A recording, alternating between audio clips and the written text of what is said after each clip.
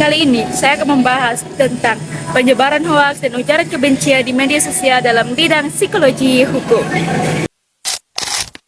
Rencana gempa yang terjadi di Lebak ternyata dimanfaatkan sebagian orang untuk menyebarkan berita bohong hebat hoax atau terkait dengan informasi COVID-19. Kita akan ke kasus pertama pemirsa. Kominfo jadi mengangkat pemberitaan yang beredar di media sosial itu.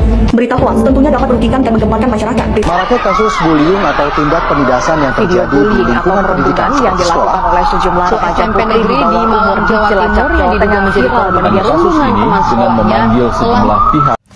Di era digital seperti sekarang, hoaks dan ujaran kebencian sudah menjadi masalah sosial yang sangat serius. Fenomena ini tidak hanya melanggar hukum, tetapi juga berdampak pada kondisi psikologi masyarakat. Karena itu, penting bagi kita untuk memahami bagaimana hukum dan psikologi bekerja sama untuk mencegah dan menangani kasus semacam ini. Pertama, kita akan membahas pengertiannya. Hoaks adalah berita atau informasi palsu yang dibuat dan disebarkan dengan tujuan menipu, memengaruhi, atau memprovokasi orang lain. Sementara ujaran kebencian atau hate speech adalah ucapan atau pernyataan yang menyerang seseorang atau kelompok tertentu berdasarkan suku, agama, ras, gender, atau pandangan politik. Kedua hal ini seringkali menyebar dengan cepat di media sosial karena sifatnya yang emosional dan mudah menarik perhatian publik. Dalam psikologi hukum, perilaku penyebaran hoaks dan ujaran kebencian dilihat bukan hanya dari sisi hukum pidana, tetapi juga dari sisi psikologi manusia. Psikologi hukum meneliti bagaimana emosi, persepsi, dan pola pikir seseorang memengaruhi tindakan di ranah hukum.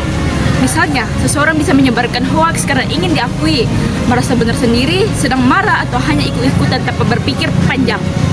Pendekatan psikologi hukum juga menilai bagaimana sanksi hukum dan pendidikan sosial dapat memengaruhi perilaku masyarakat agar tidak mudah menyebar informasi palsu.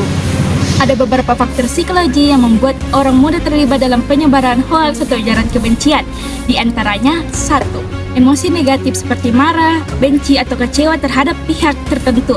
Yang kedua, kebutuhan sosial yaitu keinginan untuk diakui, disukai, atau mendapat perhatian di media sosial. Yang ketiga, bias kognitif yaitu kecenderungan hanya percaya pada informasi yang sesuai dengan pandangan pribadi tanpa memeriksa kebenarannya. Yang keempat, kurangnya literasi digital sehingga sulit membedakan mana fakta dan mana opini. Yang kelima, pengaruh kelompok atau komunitas daring di mana seseorang ikut menyebarkan karena ingin dianggap sejalan dengan kelompoknya. Semua faktor ini berkaitan erat dengan perilaku manusia dan bisa dipelajari dalam kerangka psikologi hukum. Penyebaran hoaks dan ujaran kebencian tidak hanya berdampak secara hukum, tetapi juga secara psikologis dan sosial.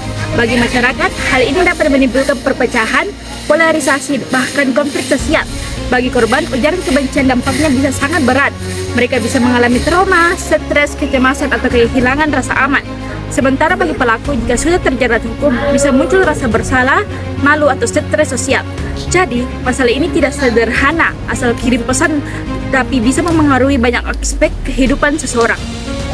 Secara hukum, Indonesia memiliki dasar yang kuat untuk menindak pelaku penyebaran hoaks dan ujaran kebencian.